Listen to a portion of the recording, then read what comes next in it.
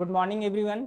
हम इतिहास का क्लास, आधुनिक इतिहास का क्लास जहाँ से छोड़े हुए थे वहाँ से हम आगे चलते हैं। हमने आपको अंतिम में क्या बताया था, अंतिम क्लास में क्या हमने आपको समझाया था।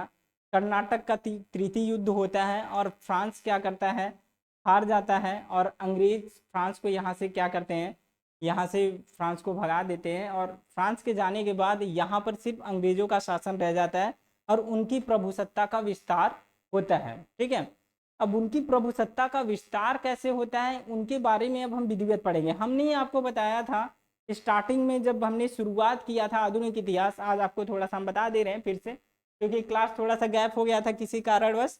तो हम आपको बता दे रहे हैं थोड़ा सा कि जब हमने शुरुआत किया था तो हमने बताया था भारत में यूरोपीय कंपनियों का आगमन। यूरोपीय कंपनियों के आगमन में सबसे पहले पुर्तगाल आता है, फिर डच आता है, डोन आता है, फिर अंग्रेज आते हैं, फिर डेनिस आता है, फिर उसके बाद आपके फ्रांस आते हैं। ठीक है, आते सब हैं, व्यापार करते हैं।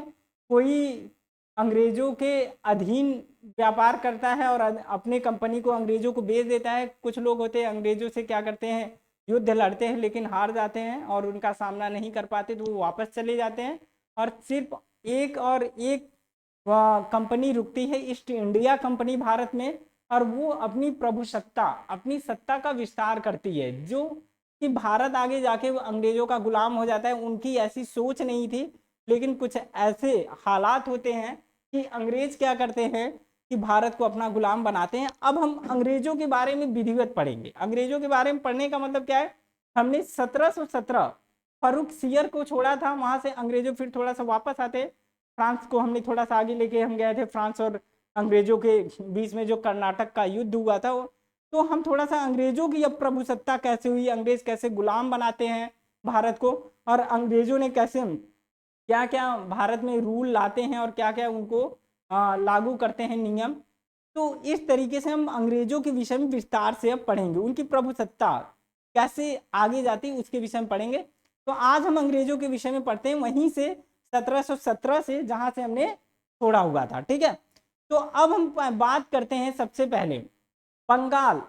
बंगाल में अंग्रेजों की प्रभुसत्ता, बंगाल में इन्होंने अपना विकास क्यों किया। ठीक है, बंगाल में आज हम पढ़ेंगे बंगाल।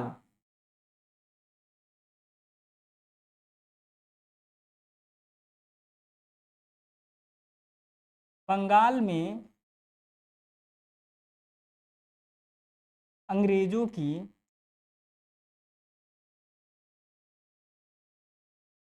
प्रभुसत्ता।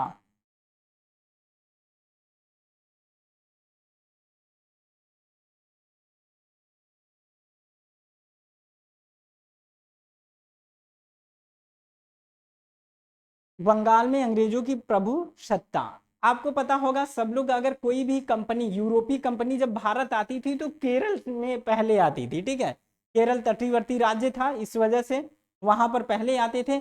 लेकिन अगर हम बात करें बंगाल की, तो बंगाल एक ऐसा राज्य था जहां पे पूरी तरह से समृद्ध था।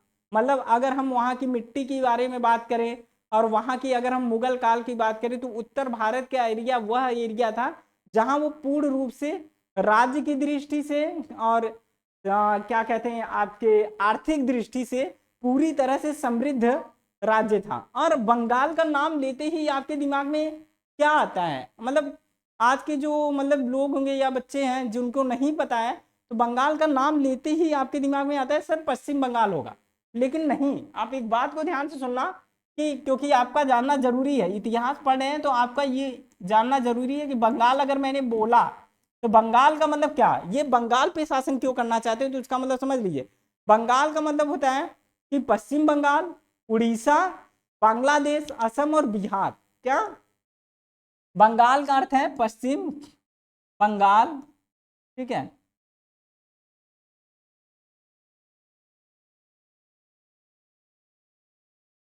बंगाल का मतलब पश्चिम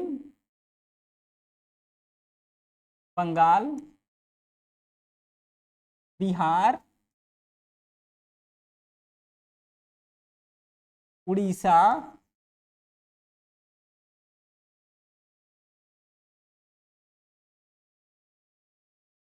बांग्लादेश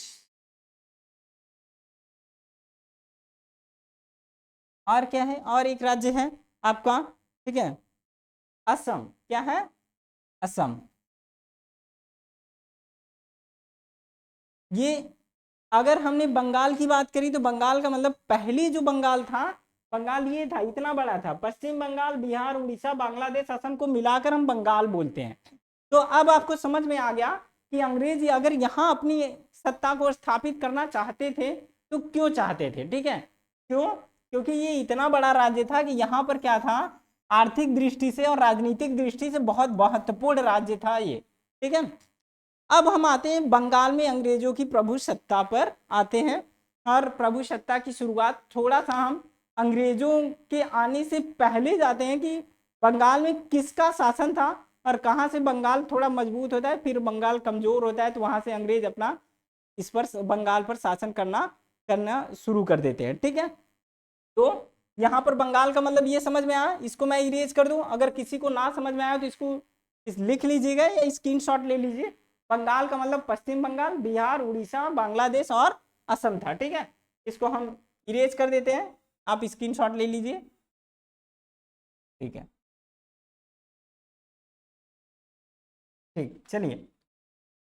अब बंगाल क्या होता है, जब 1700 की बात आती है, उत्तर मुगल काल में बंगाल, बंगाल क्या था, बंगाल पर मुगल काल का शासन था 1700 में। 1700 में अगर बात करें हम तो औरंगजेब का शासन था, तो मुगल काल का शासन था बंगाल पे। तो उत्तर मुगल काल में बंगाल सर्वाधिक समृद्ध प्रांत था। उत्तर मुगल काल में क्या था ये,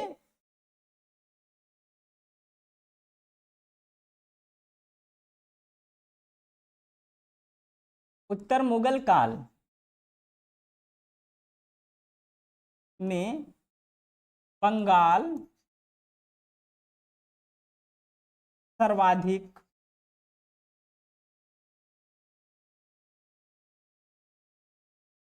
समृद्ध प्रांत था। समृद्ध का मतलब मैंने आपको बता दिया, ठीक है, समृद्ध प्रांत था, ठीक है। आर्थिक और राजनीतिक दृष्टि से दोनों तरीके से ये क्या था, समृद्ध प्रांत था, ठीक है। बंगाल का जो प्रथम स्वतंत्र शासक होता है, ठीक है, मुर्शीद कुली खां होता है, ठीक है। बंगाल का प्रथम शासक क्या होता है, मुर्शीद कुली खां होता है। मुर्शीद कुली खां को बंगाल का प्रथम नवाब घोषित कौन करता है? अगर पहले हम दीवान की बात करते हैं कि पहले वो दीवान बनता है, वो वहां पे शासक होता नहीं है, लेकिन पहले उसको दीवान बनाया जाता है 1700 में। और 1700 में कौन इसको दीवान बनाता है, तो औरंगजेब इसको क्या करता है, दीवान बनाता है, बंगाल का दीवान। बंगाल का ये औरंगजेब क्या करता है, औरंगजेब 1700 में, 1700 ईस्वी में मुर्शीद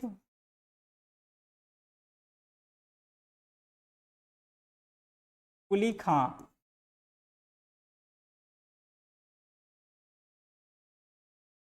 को बंगाल का दीवान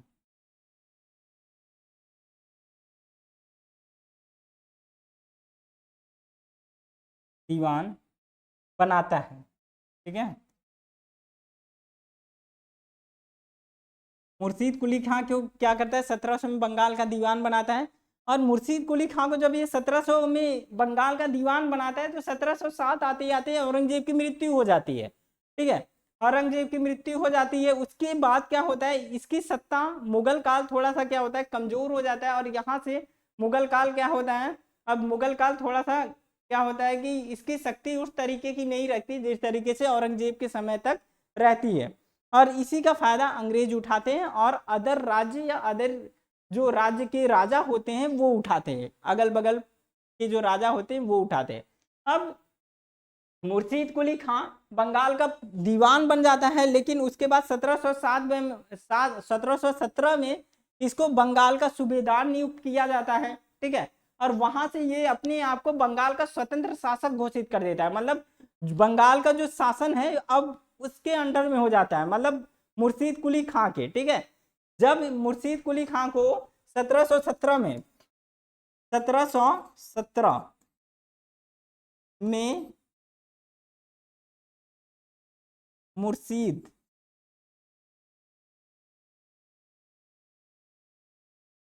कुली खां को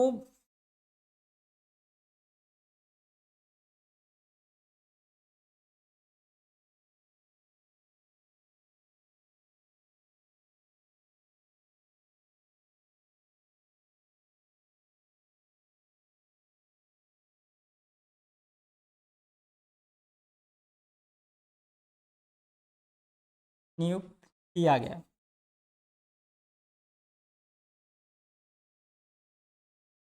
ठीक है, आपको यहाँ पर देखिए बंगाल का इसको क्या किया गया, 1717 में मुर्शीद कुली खां को सूबेदार नियुक्त किया गया, और जैसे ही सूबेदार नियुक्त किया जाता है ये बंगाल का अपने आप को शासक घोषित कर देता है, मतलब स्वतंत्र शासक।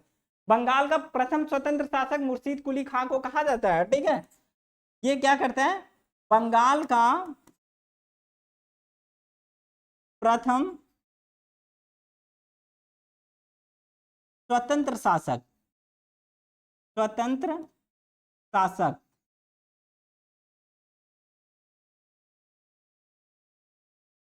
मुर्शीद कुली खां था। कौन था भैया, मुर्शीद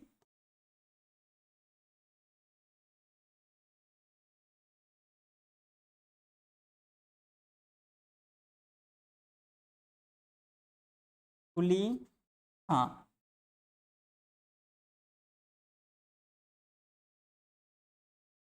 ठीक है, मुर्शीद कुली खां स्वतंत्र शासक का अर्थ क्या होता है, स्वतंत्र शासक का अर्थ यहाँ पर ये है कि ये कर देता था टैक्स, मतलब प्रति वर्ष या प्रति माह इनको, मुगल काल को ये था कि मुझे टैक्स मिलना चाहिए, बाकी बंगाल पे चाहे जिसका शासन हो उससे लेना देना इनका नहीं था, मुगल काल का लेना देना नहीं था। अगर आपको ठीक से याद हो तो 1717 के टाइम में ही, इस टाइम जोन में मुगल काल का जो राजा था फर्रुखसियर था। ठीक है, तो फर्रुखसियर के टाइम ही ये क्या करता है, बंगाल का सूबेदार बनता है और अपने आप को स्वतंत्र शासक के रूप में घोषित करता है। ठीक है, आई बात समझ में। अब ये जब अपना शासक के रूप में राजा बनता है, यहां पर आ जाते हैं हम थोड़ा सा, यहां पर ये इस पॉइंट के आगे यहां पर हम आते हैं। ठीक, मुर्शीद कुली खां जब शासक बनता है तो सबसे पहले अब बंगाल की जो राजधानी होती है, ठीक है, बंगाल की जो राजधानी ढाका को मुर्शिदाबाद लेके जाता है, मतलब बंगाल की राजधानी जो होती है उसको ढाका से मुर्शिदाबाद क्या करता है, बना देता है। ठीक है, मतलब राजधानी परिवर्तन कर देता है। ठीक है, मुर्शीद कुली खां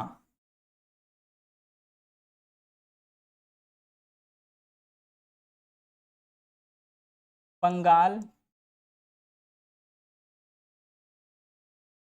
की राजधानी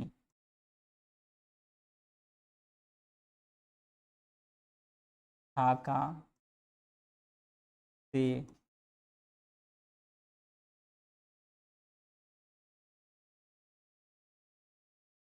मुर्शिदाबाद ले जाता है। ठीक है, मुर्शिदाबाद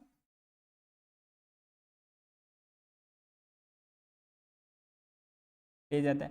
इसका अर्थ है कि बंगाल का जो बंगाल की जो राजधानी थी ढाका थी, ढाका से इसने क्या किया, मुगल मुर्शिदाबाद को राजधानी बना दिया। ठीक है, समझ में आई बात। मुर्शीद कुली खां क्या करता है, राजधानी को ढाका से मुर्शिदाबाद ले जाता है, कहने का मतलब ढाका से मुर्शिदाबाद को, अब बंगाल की राजधानी, नई राजधानी उसकी मुर्शिदाबाद को बना देता है। ठीक है, और फर्रुखसियर क्या करता है, ठीक है, फर्रुखसियर बंगाल तो देखिए पूरा बंगाल तो इसके इसमें था ही, लेकिन उड़ीसा को ये अलग से फिर से दे देता है। ठीक है, इसने फर्रुखसियर, ठीक है,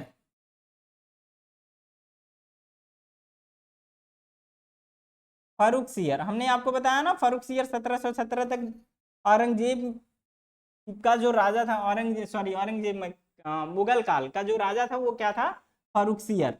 तो फर्रुखसियर 1719 में मुर्शीद कुली खां को, मुर्शीद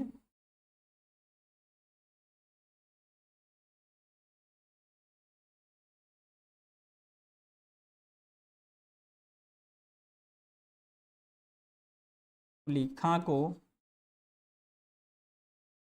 उड़ीसा दे दिया। क्या दे दिया? उड़ीसा दे देते हैं।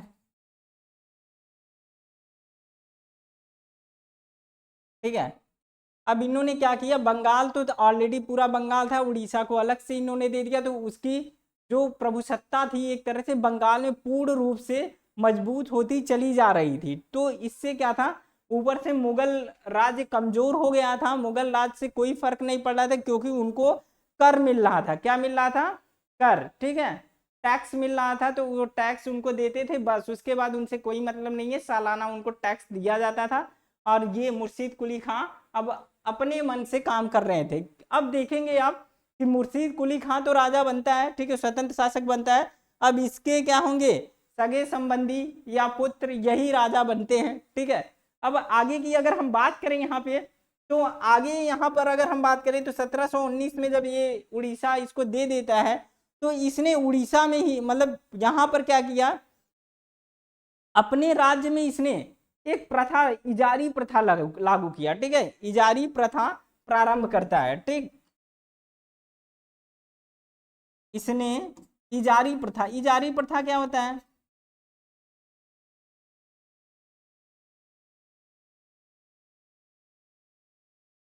प्रारंभ किया।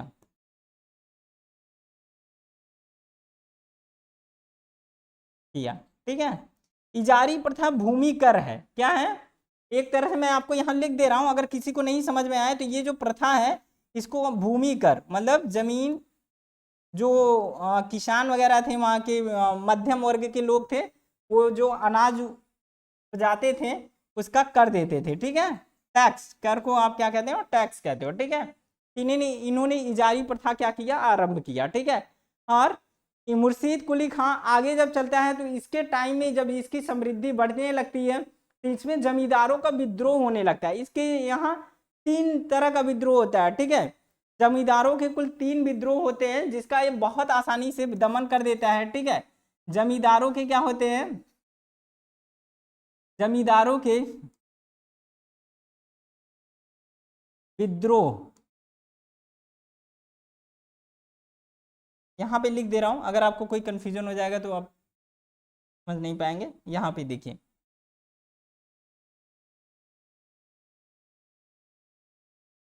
जमींदारों का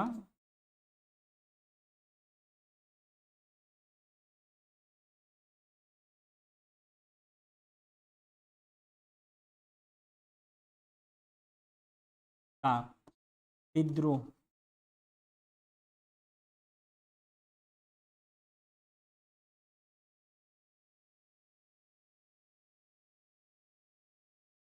ठीक है,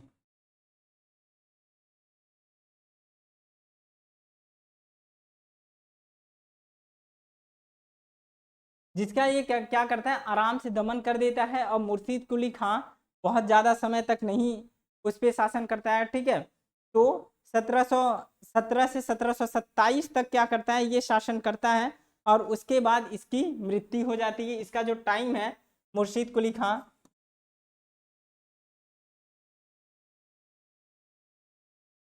मुर्शीद कुली, हाँ,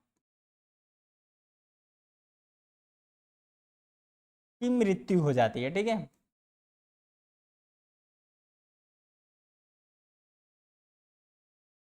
कितने मिनट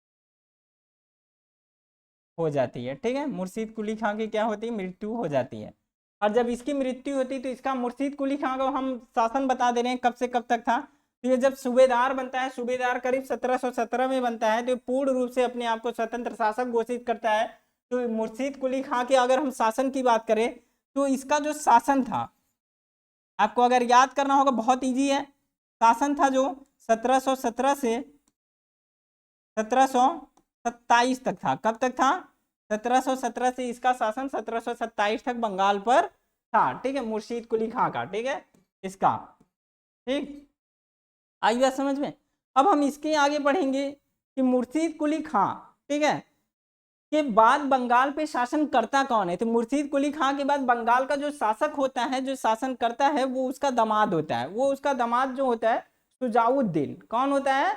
शुजाउद्दीन उसका दामाद होता है, वो शासन करता है। ठीक है, आपको इसका स्क्रीनशॉट लेना है, स्क्रीनशॉट ले सकते हैं। ठीक, और उसके बाद हम आगे चलते हैं। आप स्क्रीनशॉट लेना है ले लीजिए।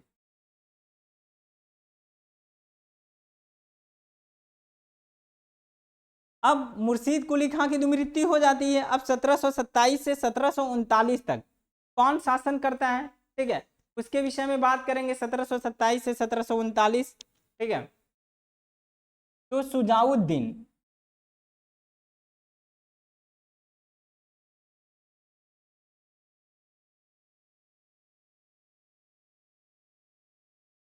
शुजाउद्दीन कौन आता है शासन करने? शुजाउद्दीन। शुजाउद्दीन 1727 से 1739 ईस्वी तक रहता है। ठीक है, 1727 से 1739 ईस्वी तक। ठीक है, शुजाउद्दीन कौन होता है? एकदम सीक्वेंस में पढ़िएगा, कोई इधर उधर से अगर पढ़ेंगे तो बहुत दिक्कत होगा। देखिए, बंगाल की प्रभुसत्ता अभी किसके हाथ में थी? ठीक है, तो मुर्शीद कुली खां के हाथ में थी। ठीक है, अब बंगाल धीरे धीरे कैसे बढ़ेगा आगे, और बंगाल पे अंग्रेज कैसे आएंगे, ये अंग्रेजों का जो शासन होगा ना बंगाल में, जब यहाँ पर आएंगे आप फ्लासी बक्सर वगैरह, धीरे धीरे अभी हम 1757 तक आएंगे, तब जाके आपको वहां पे अंग्रेजों का फिर आगमन यहाँ पे बंगाल में दिख जाएगा, कि युद्ध दिख जाएगा इन दोनों में। जब युद्ध होगा ना, कारण क्या था उसको भी हम बात करेंगे। शुजाउद्दीन 1727 से 39 में होता है। शुजाउद्दीन शुजाउद्दीन शुजाउद्दीन मुर्शीद कुली खां का दामाद होता है। कौन होता है भैया?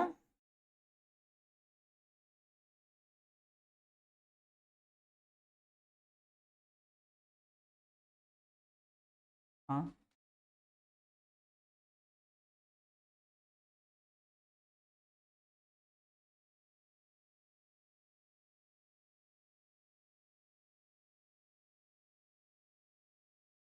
ठीक है, शुजाउद्दीन मुर्शीद कुली खां का दामाद होता है। ये बहुत शांतिपूर्ण तरीके से काम करता है, कुछ ज़्यादा मतलब करता नहीं है। और ये एक काम ये और करता है, इसने बिहार में अली वर्दी खां को क्या करता है? सूबेदार बना देता है। ठीक है, इसने एक काम यही किया था कि इसने बिहार में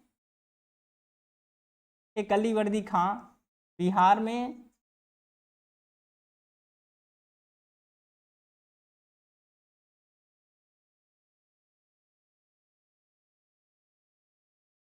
खां को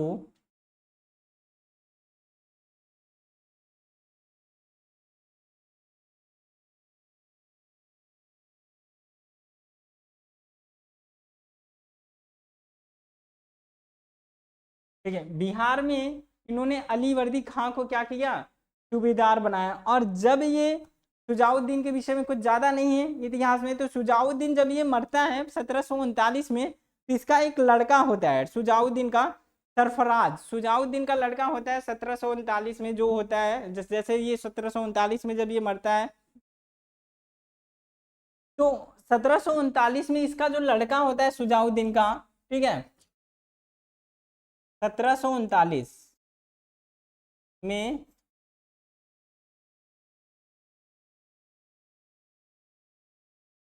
शुजाउद्दीन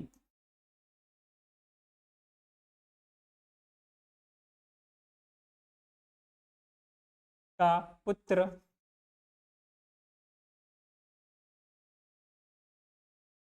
सरफराज शासक, बंगाल का शासक बनता है। ठीक है, क्या बनता है भैया? बंगाल का शासक।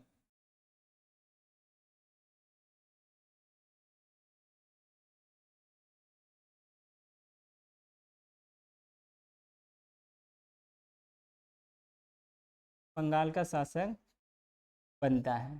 ठीक है ना। अब जब सरफराज बंगाल का शासक बनता है, तो इनको अच्छा नहीं लगता है अली वर्दी खां को। तो अली वर्दी क्या करते हैं? सरफराज पे क्या करते हैं? आक्रमण कर देते हैं, मतलब उससे युद्ध लड़ते हैं। 1740 में एक युद्ध होता है जिसका नाम होता है गिरिया युद्ध। क्या नाम होता है? गिरिया युद्ध। कब होता है? ठीक है, गिरिया युद्ध। ये गिरिया युद्ध क्या है? गिरिया युद्ध का जो डेट है आपको ये 1740 में है। अब 1740 में जब गिरिया युद्ध होता है तो गिरिया युद्ध किन दो राजाओं के बीच होता है, किन दो सूबेदारों के बीच होता है? तो वो जो सूबेदार हैं, ठीक है,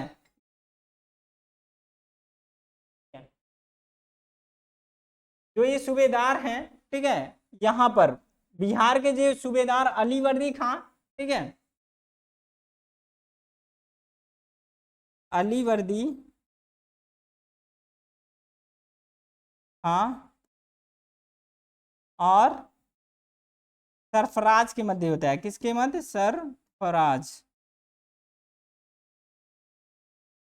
के मध्य होता है, ठीक है, जिसमें सरफराज क्या होता है, हार जाता है, ये हार जाता है, और ये क्या होते हैं, ठीक है, ये जीत जाते हैं, ठीक है, ये क्या होते हैं, जीत जाते हैं, ठीक है। अलीवर्दी खां, सॉरी, हाँ, अलीवर्दी खां, ठीक है, अलीवर्दी खां जीत जाते हैं और सरफराज हार जाता है, ठीक है। तो अब यहाँ 1740 से हम किसको पढ़ेंगे? अलीवर्दी खां को पढ़ेंगे। अब अलीवर्दी बंगाल पे किसका शासन हो जाएगा? अलीवर्दी खां का शासन हो जाएगा, ठीक है। यहाँ पर अब बंगाल पे किसका शासन हो जाएगा? अलीवर्दी खां का शासन हो जाएगा। अब हम अलीवर्दी खां को कल पढ़ेंगे, ठीक है। आज के लिए इतना ही, धन्यवाद।